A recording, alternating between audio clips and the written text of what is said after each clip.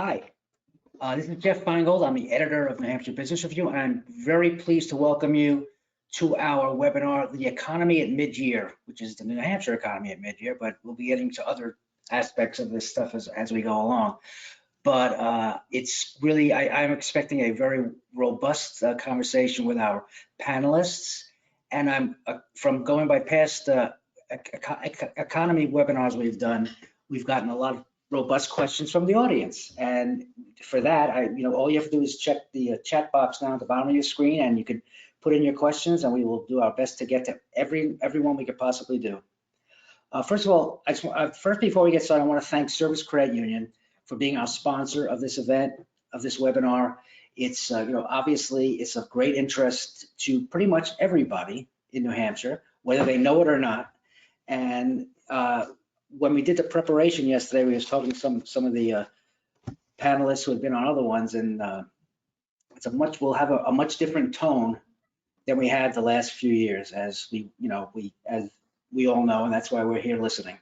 Anyway, we have a fantastic panel, and we have Brian Gottlieb, who is director of the New Hampshire Economic Labor and Market Information Bureau, and he's an economist, and he's the keeper of all the facts, figures, and particularly charts relating to New Hampshire's economy available on their website. And we have Elizabeth Salas Evans, who's the president and chief compliance officer of Cayena Capital Management in New Hampshire. She has been a finance industry veteran, and her career spans positions ranging from trader and broker to trusted advisor and portfolio manager at TD Ameritrade, Fidelity Investments, and Charles Schwab.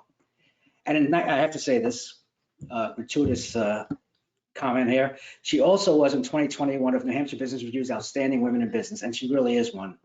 So we're looking forward to her comments. We have David Weed, who's Assistant Vice President of Business Services at Service Credit Union. Has 32 years of commercial lending experience, and he's been with Service Credit Union for about 12 of those years.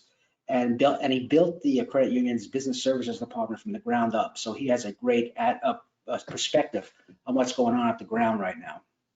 And finally, we have Dan Scanlon, who's a senior associate with Colliers, and he's been a really just knows everything that's going on in the commercial and industrial real estate world. He had written a column for us for many years before he just abandoned us, but he's back here for the webinar, and he's just keeps his finger on the pulse of everything going on. And I will tell you that his Friday morning wrap up of real estate news is really fantastic. It's called Good News Friday, and I'm sure there's a way he can tell you about how to sign up and get it to you, because it's really a great source of information. So without further ado, I would like to introduce our first panelist to just kind of give us an idea of what he sees the economy doing, and that'll be Brian Gottlieb of the State Department of Employment Security and Employment Economic Labor and Market Information Bureau. So Brian, if you join us, there you go.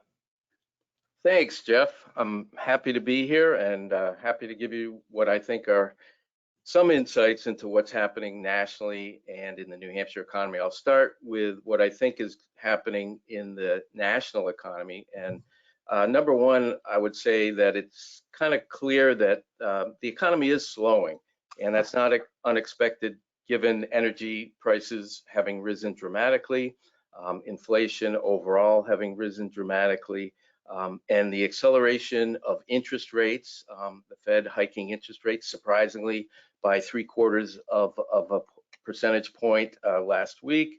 And that's going to make it very difficult to engineer what they call a soft landing, bringing down inflation while not dramatically harming the economy.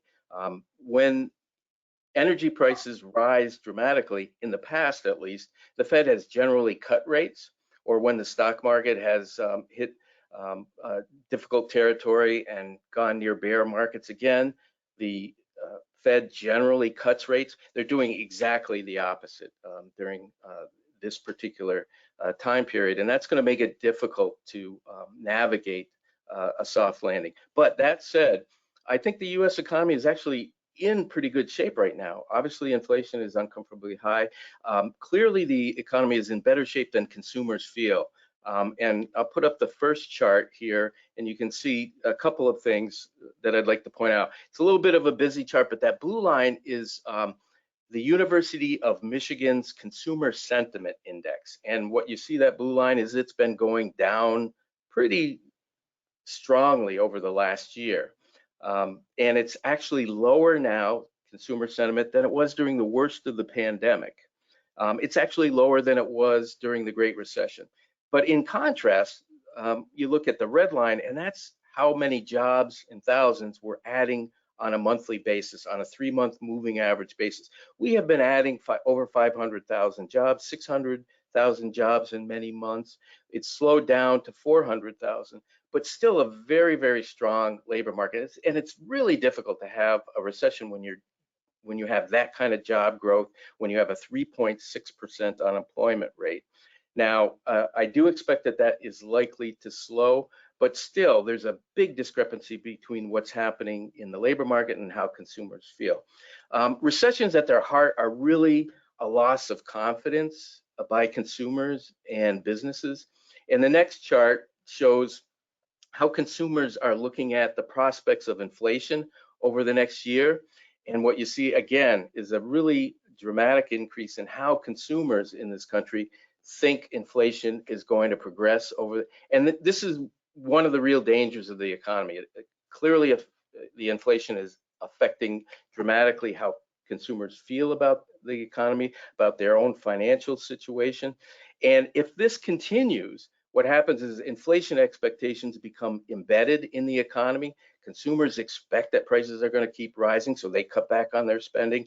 Businesses expect that inflation is going to keep rising, so they raise prices. That reduces demand, and we get into a spiral where prices continue to rise, demand falls, and we wind up in a more serious economic situation.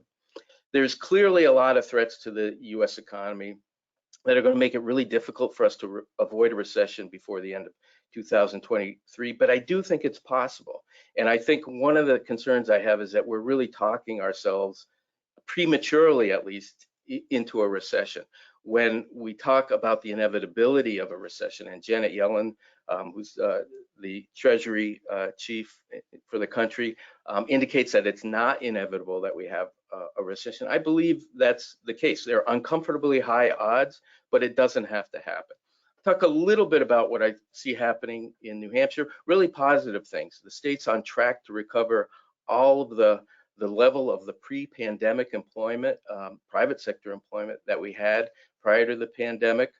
That will occur this summer. It actually did look like it occurred last month, but we had a downward revision to last month's numbers. But we're on track to get all those jobs back in a really very quick period of time, about 26, 27 months. We still have very strong new business growth in the state, and maybe the strongest, I would argue, maybe the strongest labor market in the country. And show that next chart. What we see in this chart is what's happened with job openings in the state. So we have record high job openings. I could take this data back to 2000, early 2000s. And you see these numbers are as high as they've ever been. And some of that has to do with a lot of quits, people quitting their jobs, but still very strong. And we know we have a lot of job openings, but we also have a significant number of hirings. And when you look at the difference between the number of people, the number of job openings, and the number of hires, I would argue that we are hiring more, we have more openings, and I think we have as strong a labor market as any state in the nation. We do have some issues, and one of the big issues is that we have a smaller labor force than we did prior to the pandemic. We're still down about 17,000 people, and that's hampering our employment growth and contributing to those big numbers of job openings, but it is recovering. It's just recovering slow. One of the best things that happened, and maybe the only really good thing in the pandemic, is what's happened to in-migration in the state. And I want to show the next chart, and that shows what's happened to the net domestic migration to New Hampshire, the number of people, more people moving into the state versus moving out of the state. And you see, we went through a period around the Great Recession where we saw more people moving out of the state. 2001, it picked up after the Great Recession, but slowly.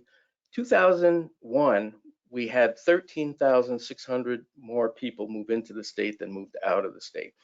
About twice what I had forecast. I knew we would see a lot more because of the desire for less density that came with the pandemic, people moving out of cities and more congested areas, and the ability to work remotely, which increased. But still, this number bodes very well for our demographic challenges. It bodes well for our labor force challenges. However, one of the issues that we face is, of course, with this number of people moving into the state, it puts more pressure on our housing market. We're simply not building enough. So we're going to have to step that up in order to continue this. My last chart, and thank God it's my last chart. This is my forecast. I actually change this fairly regularly. In January, I usually do an employment forecast. My numbers were a little bit higher for 2022. In January, I've inched it down a bit from 3.5% down to 3.2. I still think it's going to be a pretty good year. I think job growth is going to slow later this year. My big concern is with 2023 and what happens there. I do think it's possible that we can avoid a recession before the end of 2023, but I will say that the odds are uncomfortably high that we do have one, particularly when the Federal Reserve sounds as if it's much more concerned with fighting inflation than it is with balancing the need to fight inflation with keeping the job market strong. So with that, I'll stop and thank you very much for your time. Thanks so much, Brian. You can turn your camera off, I guess, and I'm going to introduce our next presenter. It's Liz Salas Evans, who will give her take. And I have to say, so far, it's really, she set a bar here. So Liz, it's your turn to edify us. Great, thank you. Thank you for the opportunity. So in terms of the sentiment that we saw from the Federal Reserve Chair Jerome Powell's testimony in front of Congress and the Senate committee yesterday, it was the first time that I would admit that I saw him extremely hawkish to the sentiment of confirming that there are ongoing interest rate hikes coming up throughout the year. So he did confirm that we can expect to see rates in the mid-2s. So the Fed funds rate is around 1.6 currently.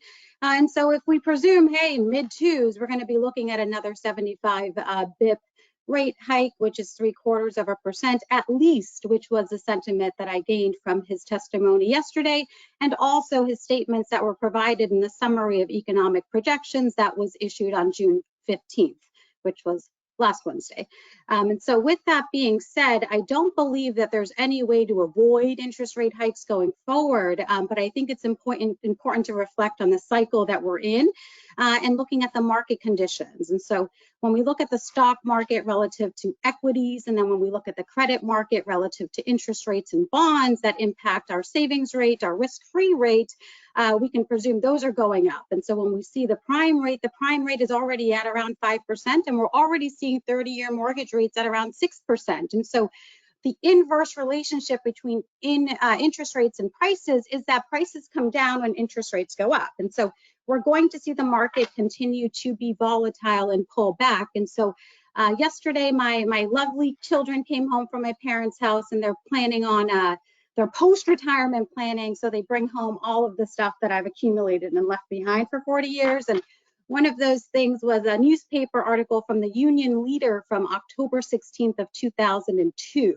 And on this day, the Dow closed at 8,255.68, and it was up 378.68. And why this is important is that on this day was the first time that the Dow had crossed over 8,000 following the dot-com bust in 2000.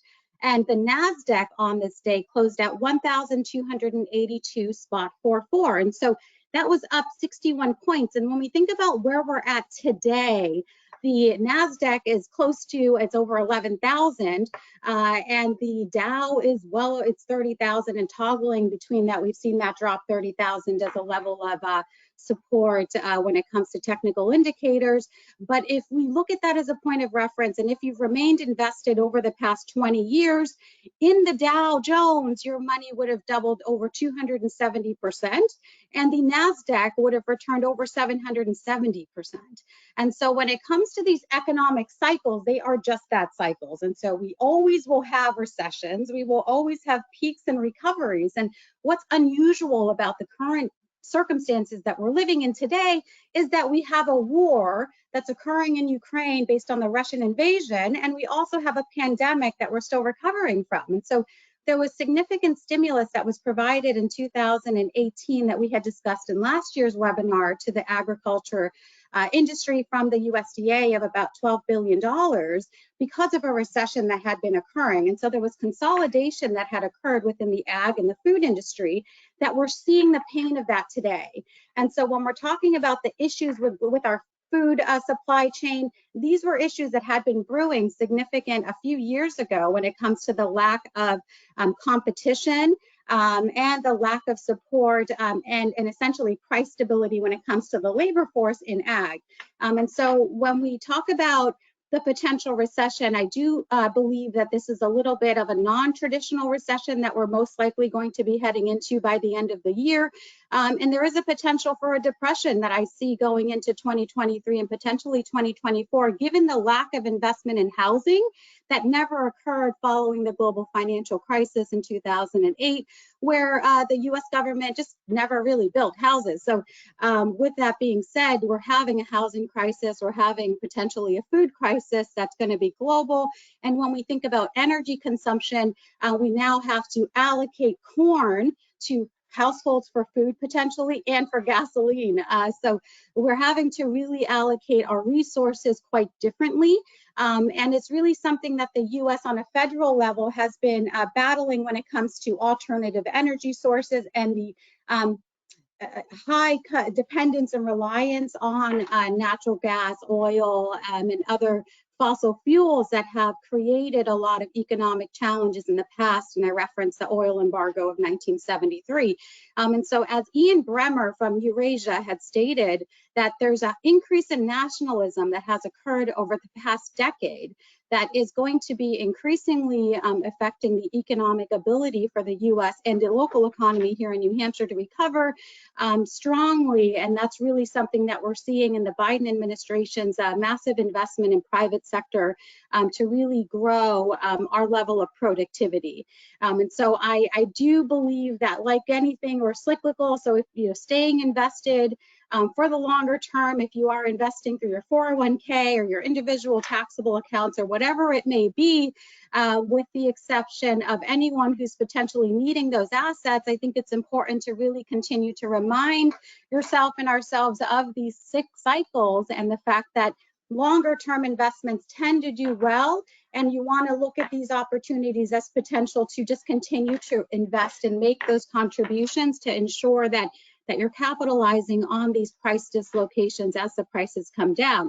But as we talk about inflation when it comes to daily household items, we have to be really accurate in terms of just considering that energy and food just aren't considered as part of CPI. And so when we look at the CPI print coming in at 8.6%, that's high. So the only way for the Federal Reserve to do their job, which is price stability and unemployment, low unemployment, is to pull those levers. So when you increase rates, it's going to increase borrowing and operating costs for employers and companies. And so naturally, we can expect that we're going to see unemployment go up. And so with states like New Hampshire, where we have low unemployment, we're going to most likely see companies, as we've seen already, some companies that have announced layoffs and consolidation through attrition. We'll continue to see that. And what I do hope is that that just spurs more entrepreneurship and growth based on those other policies that are coming down the pipe in terms of economic development to be able to produce more as a national economy versus being a high importer of certain services. And so this really brings me to a sentiment of thinking about the revolutionary transition and the industrial revolution that occurred around the same time in the 70s here in New Hampshire and also the country, that led to extreme high inflation in the 80s and high and high mortgage rates. And so that is something that most generations, including myself, haven't experienced high inflation. However, I referenced 2007 when the interest rates were at 5%. And so there's two sides to everything in terms of economic theory. And so if we think about our borrowing costs going up, we can also consider that perhaps our investment risk will also come down because maybe we won't have to take so much risk in buying stocks. We can buy some bonds that will pay a decent amount of interest, or maybe money market funds will actually get into positive territory in terms of the risk-free yield. So perhaps the money that you have in savings will actually earn some interest versus you paying the bank to just store it there and then them learning and lending it out. And so it's important to consider where your money's coming from and what you need it to do for your household, and potentially if there are changes that have to be made in spending patterns, that's done preemptively, and also considering what affects you and what doesn't because of the noise that we're dealing with, where a lot of it may not even have an impact. So I'll pause here.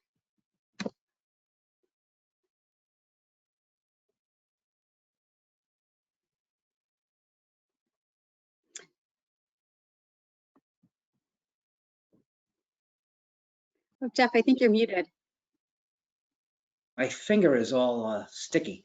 I want to thank you so much, Liz, for that. That was really quite a mouthful. I know we'll get into more. I have some questions myself after your presentation.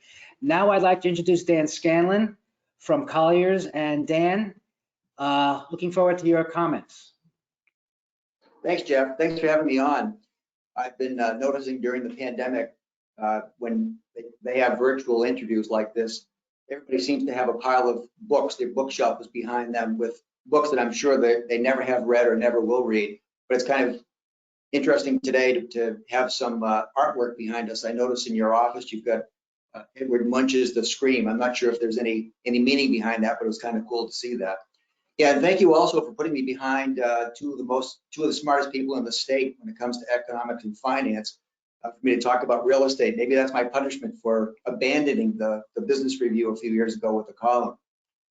I'll keep my remarks short for this opening here because I'm really looking forward to the discussion that we're going to have today among the panelists. Those of us in the commercial real estate world tend to think that the transactions we're involved in are the drivers of the economy, but the reverse is actually true. Commercial real estate activity is more of an indicator of what's going on with the overall economy. We focus primarily in our office on office and industrial transactions, and that's primarily what I plan to talk about today. And I've got just 2 or 3 slides that talk about or indicate what's been going on with those 2 sectors primarily. So the first one has to do with the office market, which has obviously been challenged, and I think that the chart reflects that. This chart begins in Q2 of 2020, which was when the pandemic began. And the economic activity that had an impact on the office space was the work from home movement. I don't think that we're out of the woods with this yet. In fact, my crystal ball is that we still have a lot more shakeout to take place in the commercial office space sector. I don't know exactly how it's going to work out, but there are a lot of leases out there that are midstream, and until those leases come up for renewal or termination, we're really not going to know what kinds of decisions businesses will make about how they utilize office space. But we're going to find out over the next 2 or 3 years. The chart has 2 features. The light blue line is the vacancy rate, and you can see that it has climbed from the beginning of the pandemic to where we are today. The dark blue bars reflect the absorption rate. So absorption, when it's on the upside of the 0 bar, reflects office space that has been absorbed or leased, occupied. The downside bars reflect space that has been given up. And obviously there's an awful lot that has come to the market. In Manchester, there are hundreds of thousands of square feet of office space that have become available during the pandemic, and I expect that number to just increase. So that's on the office side. If we go to the next slide and take a look at the industrial side, Industrial is just really the reverse of what's happened with the office side. And again, economic drivers have had a big impact on what has happened with industrial. One economic activity has been the rise of online shopping. As a result of that, there's a need for industrial space, warehouse and distribution space, and a lot of that has been gobbled up in New Hampshire. There's also a manufacturing piece to it. I'm not sure if there's a direct connection with the pandemic. I think it was already happening prior to the pandemic, that manufacturing has been strong and has been growing. And New Hampshire, in New Hampshire, manufacturing is still a huge sector of our economy. And there are lots of manufacturing companies in the state that are expanding and trying to find more space. And that has become our number one challenge, is finding space for them. And this chart kind of reflects what's going on. So again, the light blue line is the vacancy rate. It has gone down from what I thought was a relatively low 5% level to 3%. This is statewide. It's for all types of industrial space. And you can see the dark blue blocks showing absorption. For the most part, absorption has been positive. All of that space has been gobbled up by users, with virtually none coming to the market up to the present time. So we can go to the next slide, and this kind of addresses the question about, well, what can businesses in New Hampshire do about this? If they can't find space that exists, then maybe they build space. So this chart shows construction activity. It reflects either projects that are approved or projects that are underway with construction in the submarkets that we track in our office. Concord is a little bit of it's a little bit of a distortion, because Pitco Friolater is going to put up close to a 300,000 square foot facility up in Concord. So that's the big chunk of the Concord construction.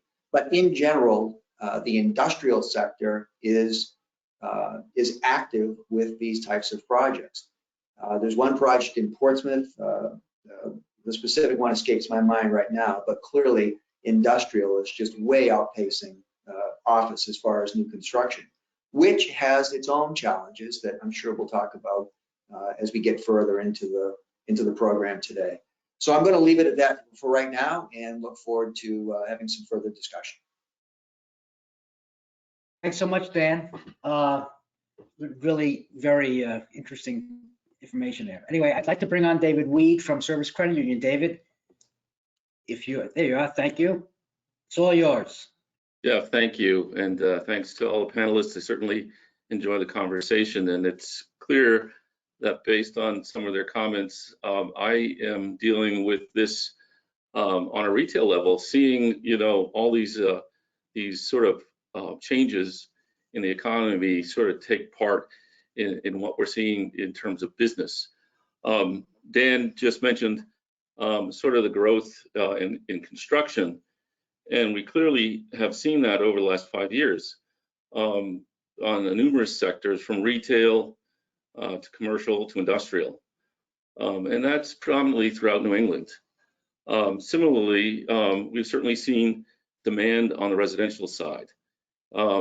These trends are largely driven from the historic low rate environment, and what we're seeing today is really an adjustment to the increase in rates. What is that doing? From a macroeconomic perspective, that means sort of assets are going to readjust. What I recently saw was that corporate bond yields surpassed yields on real estate. So that does mean that sort of money flows are going to be diverted to things like corporate bonds versus investments in real estate. And that means demand is going to slow. Prices will adjust, and so too will cap rates. So what I see for the next 12 to 24 months largely is a readjustment in terms of investments and yields and expectations in the economy, which largely is a very healthy thing. So, at this point, I think I'm going to let the audience sort of ask their questions, and I will participate with those questions. Thanks so much, David. And if I ask the other members to join us now, because we'd like to start this discussion, get this discussion going. Anyway, I think what I'd like to do first is maybe ask Brian to start this off. And obviously, inflation is is at the core of everything we're talking about today. And it's been high, even by relative, recent history, certainly. But I have recall having a discussion with you a few months ago on our podcast, and basically it was the idea was that it's basically just getting rid of these supply chain issues, and things will straighten themselves out. So why is it that now we're dealing with this? Where the red flags are being raised? Is it only because of the rate going up that high? Because it's not temporary anymore? Is that what happened? I mean, if the supply chains things work themselves out, wouldn't it be that inflation would go down? Yeah, when I look at what's happening with inflation, I see really, 3 or 4 underlying reasons for the inflation. The big surprise, of course, from that last conversation we had, Jeff, and I'm happy to say I was wrong. I said I thought we would have peaked by now and would be on the downside. I'm freely admitting I was wrong on that. But I also didn't think that Russia would invade the Ukraine and would result in energy prices spiking the way they were. I mean, when last we talked, oil prices actually were on the decline. They had gone from $85 a barrel down to around $70 a barrel, and it looked like the trend was going to continue. So they go to $120 a barrel now, down, bouncing around a little over $100 a barrel. So that's number one. That's, that probably accounts for almost a third of the inflation because it works its way through everything.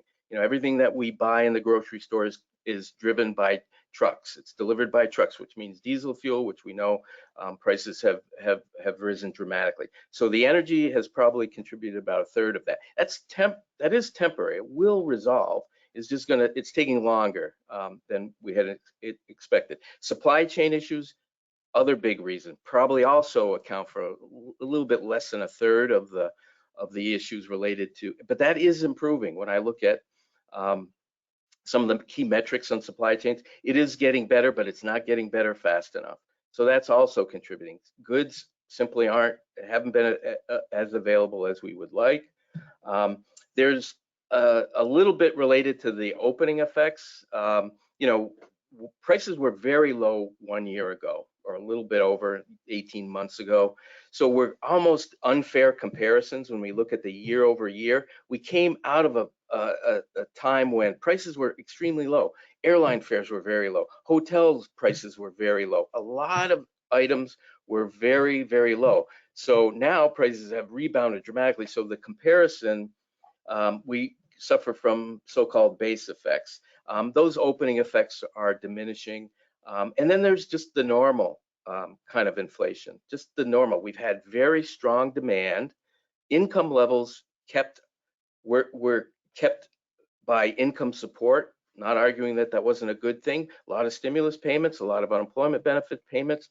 So people had money to spend at a time when we weren't producing very much. There was closures, there were, the supply chain issues. So we had strong demand, limited ability to produce what was demanded, and of course that rises prices. The big thing, and maybe my most optimistic aspect of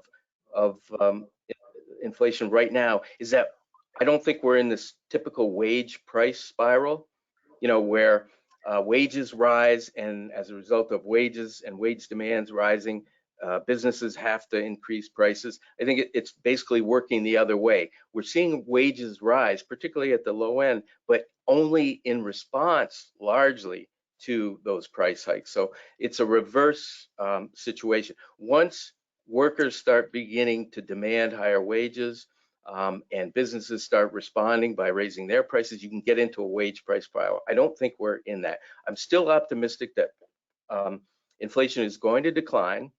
We're going to see demand destruction. with these high interest rates. We're starting just initially to see it with energy and gasoline prices. So demand destruction will reduce some of that demand, which will ease some of the price pressures that we see. It's just going to take longer. We've got several months of very uncomfortable inflation ahead of us.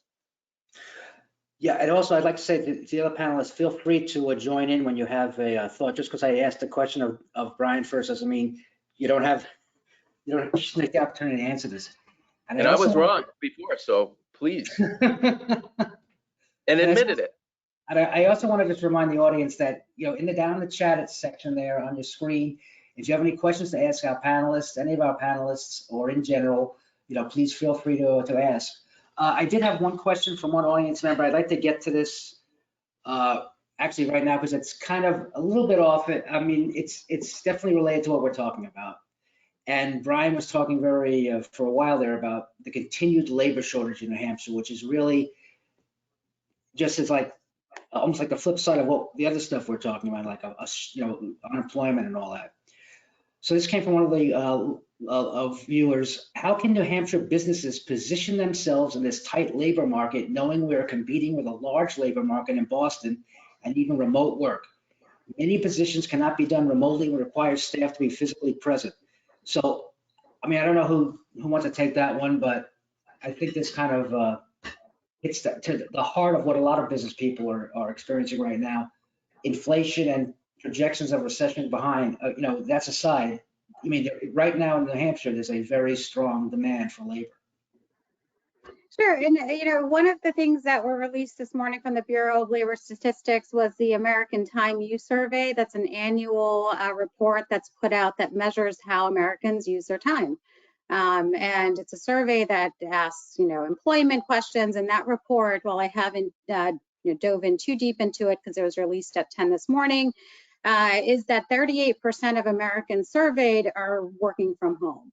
And the difference show that they have some level of full in the office. And so that has been a massive shift when it comes to prior surveys and just what we've seen traditionally in our economy when it comes to the measure of productivity. And so I believe that this question is going to be a matter of theory and how organizations measure productivity. And so many individuals who have worked remotely have reported that they are more productive and they are generating more revenue for the company, and companies tend to have less operating expenses because employees are funding their own offices and able to cut down on some of that banter, the kind of water cooler talk.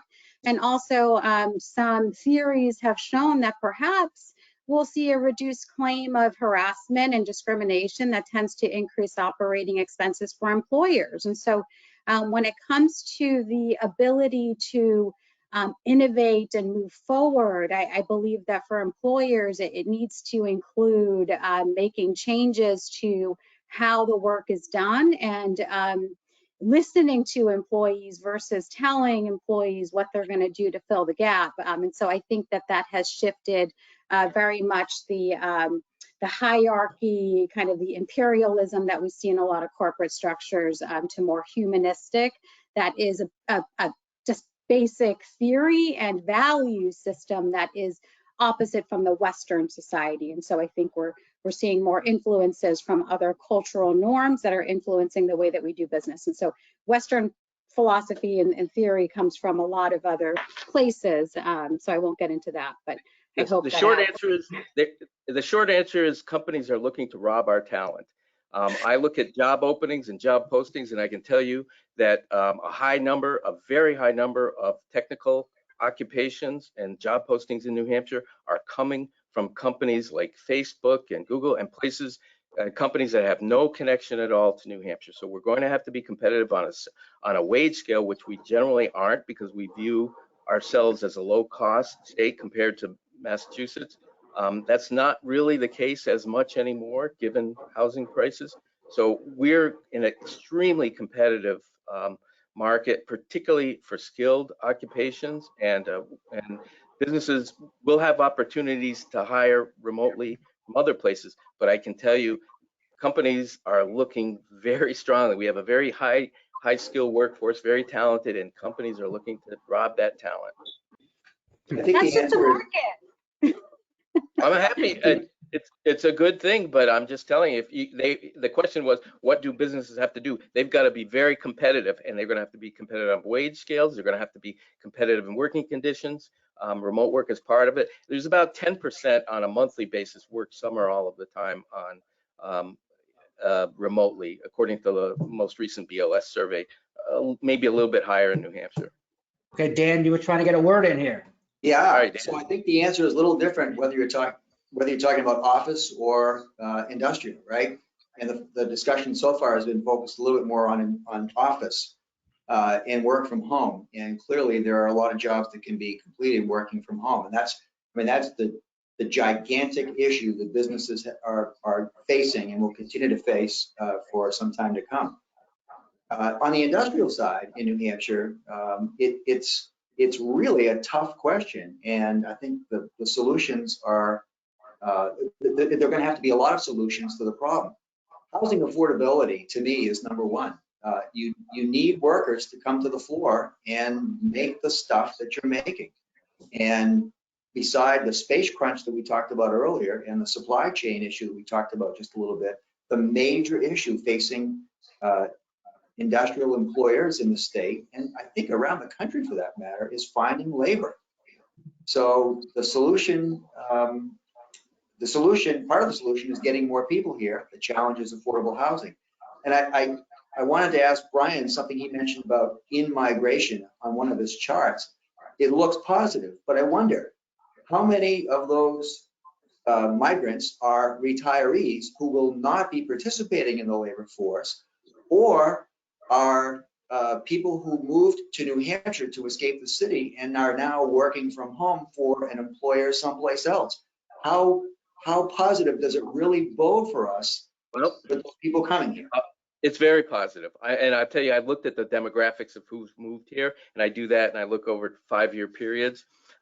You know, it's a myth that and I actually broke it down and compared New Hampshire to the other northern New England states. All northern New England states have benefited during the pandemic, a desire for you know, less density.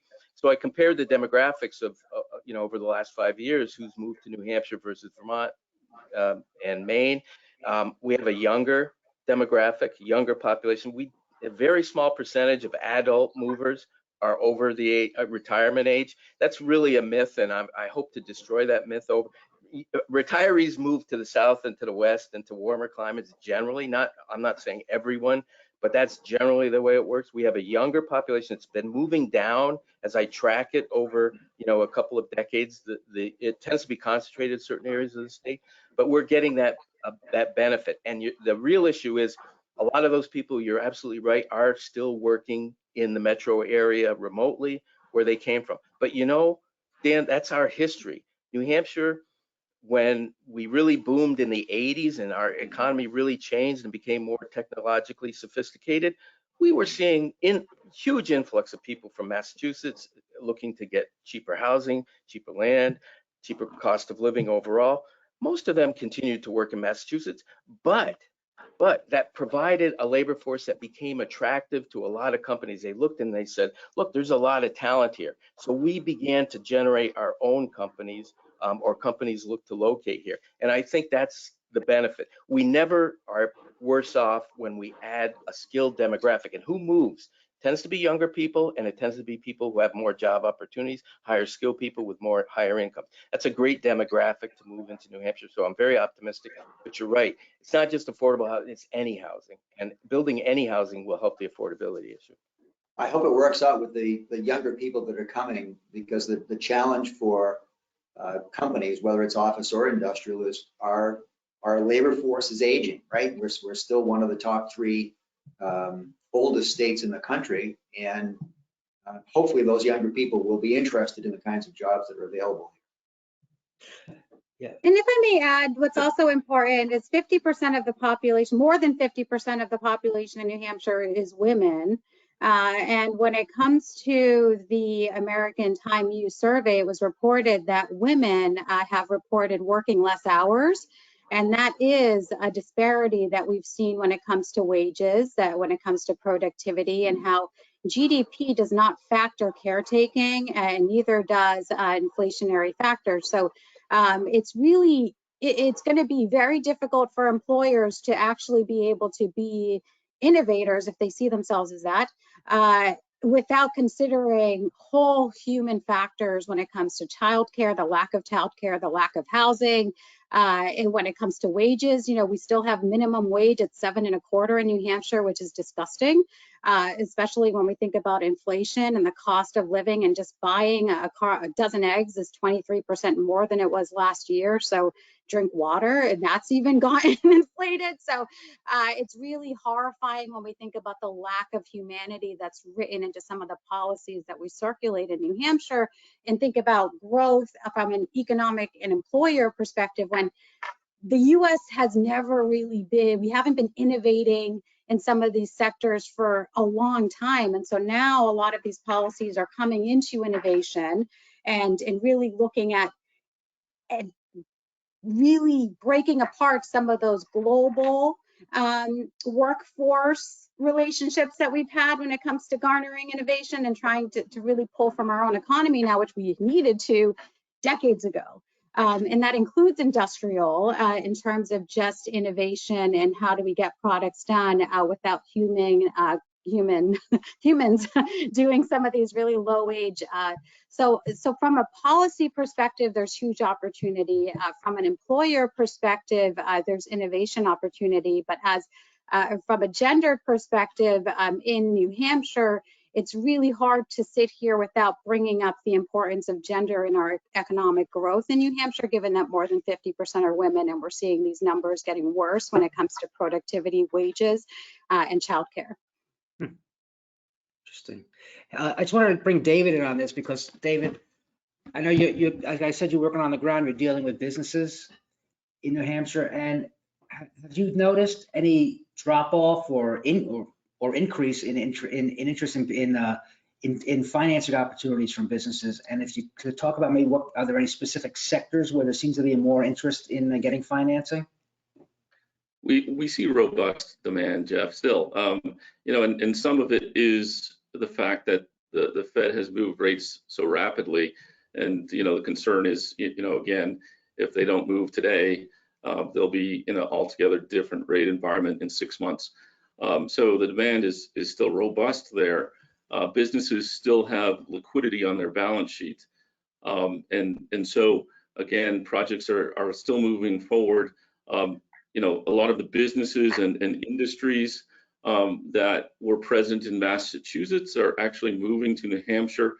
Biopharmaceuticals, you know, university medical, just a diverse set of asset classes there. I will say, to echo what the panelists have talked about, the labor market is still very tight. And, you know, I'm hearing reports from businesses that need employees are paying rates that are unheard of. You know, I would say, you know, to remain competitive in this environment, businesses really need to understand the wage rates across a much wider geography, perhaps not just New England, but nationally. And, you know, again, to echo, you know, other comments, and you've got to really take into account, you know, benefits and what, you know, benefits are being offered on a national basis. Because again, with remote work, people may be here in New Hampshire, but working for a company in Florida. And again, you know, you're competing on a national scale at this point. Yeah, I know I've talked to people at an engineering firm where they had someone who was a valued employee, and he told them he was going to be leaving work and work from home because they weren't going to accommodate him to work 20, you know, every day out of the office. And they said, you know, he was got like perhaps a 50 or 60% increase in his pay, and they couldn't compete. And they said, well, where you working? Because I'm working for a company in California. He didn't move. He got a huge increase in his pay because his skills were in demand in California. And that to your point, David, that's really what New Hampshire businesses are dealing with. We've been insulated until pretty recently from this. And I know Yeah. I've talked to Brian and other people about this, that New Hampshire wage levels are just have been have for years, businesses have been used to paying less for, highly skilled employees, but I just don't know if that's the case anymore. And Clearly, also, there's, based on Jerome Powell's testimony yesterday, he made reference to this, the price gouging that has been occurring when it comes to the wartime business behavior, when it comes to the gasoline prices and other products. That really is a factor of monopoly and competition, lack of competition within industry. And it is a real risk when we think about sustaining market share and how that really doesn't breed innovation. And then also what it takes to manage price gouging, and that has nothing to do with the Fed. And so it's really important that we consider all of the factors and really what we can control and what we can't. I have to disagree. There's no monopoly in oil production. There's many oil producers, and there's a lot of reasons why they haven't been able to pick up production to meet demand and refineries. We've got a national policy that is looking, and rightly so, to reduce fossil fuel consumption. And so over 10 years or 20 years, you can't expect oil companies to invest in billion-dollar refineries that take 20 to 30 years to amortize the costs when you're planning on getting rid of fossil fuels. Supply chains make it difficult for producers to produce more. Generally, when prices rise, oil producers produce more. They're constrained right now. Public policies are constraining them, but economics are constraining them. Supply chains, labor availability is constraining them. I just think that's a wrong narrative to suggest that it's price gouging that's responsible for this. There is no monopoly in oil production. That's right, it's a cartel. And so it's a cartel, so it's a group of companies that come together and they set the price for the market. And you're right, it is not a monopoly, I misspoke, it's a cartel. Not in the US, it's not. I think the larger point is that no matter what we say about Buy American and USA, we're part of a global economy, and the repercussions we feel them every day. And I'm thinking about the supply chain issue. I've got a client that has been in a 50,000 square foot manufacturing building. They've grown like crazy, and they're moving into a building that's a little over 100,000 square feet. They're renovating the building. It's almost a year-long project to renovate the building, in part because of supply chain issues. They need some particular switching equipment, and it's been on order, and they're being told it's going to be 9 to 10 months before you can get this part.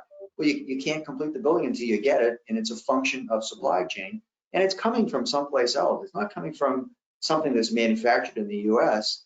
And I don't see how we can change and just bring everything onshore immediately and address this problem. We're part of the flat world, and I think that's going to continue. That's right. And when it comes to just moving supply, it's important for our listeners to understand when it comes to transportation and the moving of supply through the maritime system, those contracts are set by businesses 2 years in advance on 2-year forwards. And so what that means is that the pricing that the companies had paid for their containers have been adjusted in many times 300 to 400%. And so what the reports are saying is some company may have paid $5,600 for a container within a ship, and that's now costing $50,000. And then furthermore, these companies are having to quarantine their products on port and pay for that overage fee that has been a full 2 weeks still when it comes to some ports. And so where the product is being created is not always where it's being sold, and the transit process can cost exponentially when it comes to the balance or the budget on the operating expense. And that's where we're seeing a lot of the inflationary pressures are those uncontrollable effects of the pandemic, the supply chain just getting components to create products and having to just pass that on to the consumer.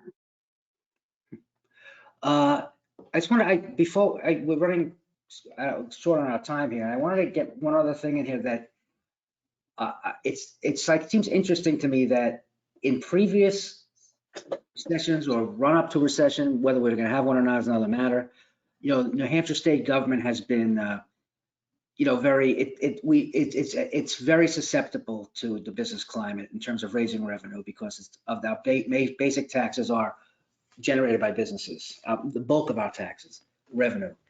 And, but I find it interesting that in the next few years, we're going to see a huge injection, we're already seeing it, of federal infrastructure money in particular, but just federal funding in particular. And that's a different aspect of this that we haven't seen in any, as we head into, let's say at least troubled economic times. But the other thing I wanted to say is that how do we use that money if we're talking about such an extreme labor shortage? Because I know that the labor shortage in the construction industry is about as bad as it is in any other industry in the state. Did anybody have any thoughts about that? Yeah, my view for a long time is the most fundamental issue that New Hampshire deals with now, will be dealing with 10 years from now, is labor force issues. It's going to be true in the nation as well. The labor force is growing more slowly. We've exacerbated that with reductions in immigration restrictions. And for the most part, policies in New Hampshire have focused much more on more traditional aspects of economic development, things like taxes, business taxes, those kinds of issues, as opposed to really developing the pipeline and creating more opportunities for young people. We really need to focus more and use some of those funds on training the next generation, because Dan mentioned an older workforce. I don't really think we may have a high median age. We have a lot of people in the middle, and that affects the median. But we will see a lot of retirements, so we've got to make sure that we train not only that we have people who can work, but they're in the right fields, they're in the right occupations, and we just haven't really focused on that. My agency, we're good at helping people who have lost their job, find a new job. What we haven't done, and what we need to do now, is helping companies find workers, but also helping somebody who wants to get a better job. Not just somebody coming in who's lost their job, but how do we help them understand what is out there, what training opportunities. We've got to spend more money on training for sure, creating opportunities, understanding of young people of what is available, what opportunities, not just a 4-year education. So it's just not been as much of a focus. I think it's getting there, but that's where we need to focus some of that money. Not infrastructure is great, but I call human capital is infrastructure in my view. The other question I have is a follow up to something that is related to this. I noticed that Larry. I noticed that Larry Summers. Some kind of weird thing. I noticed that Larry Summers, who's the former Treasury Secretary, spoke about how that he expects we need to be 5 years of 6% unemployment before we get out of the inflation out of here. That's something that's true. I mean, is that what we have to do? I believe it is.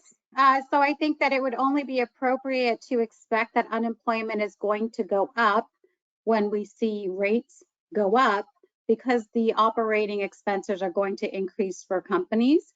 And also there's going to be more of a discussion when it comes to attrition and concentration of industries. And I also believe that that doesn't mean that we're not going to see growth and innovation across other sectors, which of course I believe we'll see that. But when it comes to recessionary pressures, expecting to see unemployment go up to 6%, I believe that that's really in line with the sentiment that Chair Powell had stated yesterday, and also when it comes to the summary of economic projections that were put out, and that's really just based on the inverse relationship when it comes to asset prices and interest rates. Cool. Anybody have any thoughts on that, about what would happen if we have to see 6% unemployment for 5 years? What would that do to? Yeah, that would be equivalent, almost equivalent to the Great Recession. Pretty close. It took about 7 years to get back full employment nationally.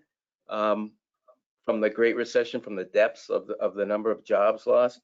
You know, and who am I to argue with Larry Summers? But I'm, you know, I guess I'm arrogant enough to do that. But when I look at the inflation pressures and the breakdown that I had between energy, supply chains, some of the opening effects, when you strip out some of those, many of those are going to resolve. They're resolving much more slowly than we had expected, and certainly more slowly than we had hoped.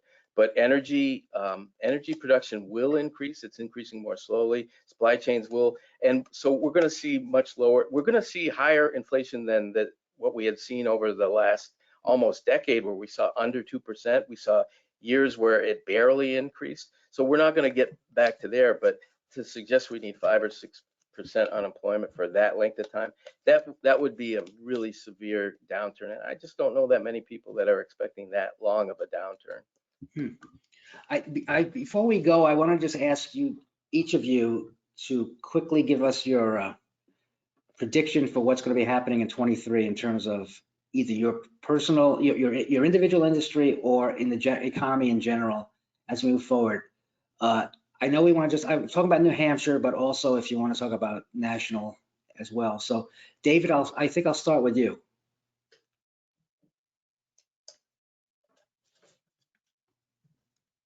I can't.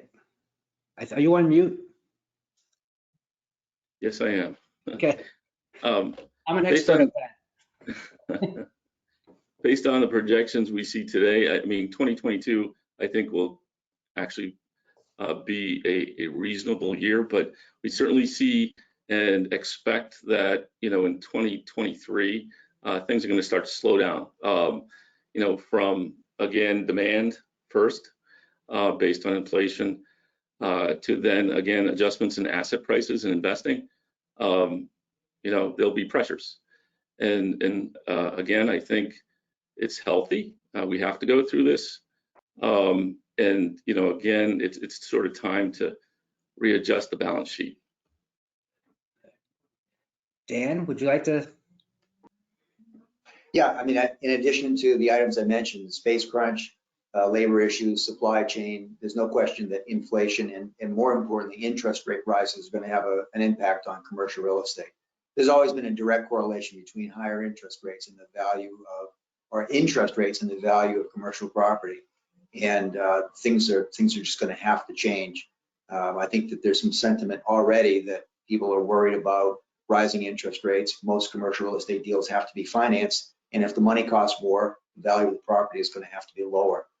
So sellers especially are going to have to adjust expectations. Brian? Well, I believe in probabilities, so I think there's at least a 50-50 probability that we end 2023 in a recession.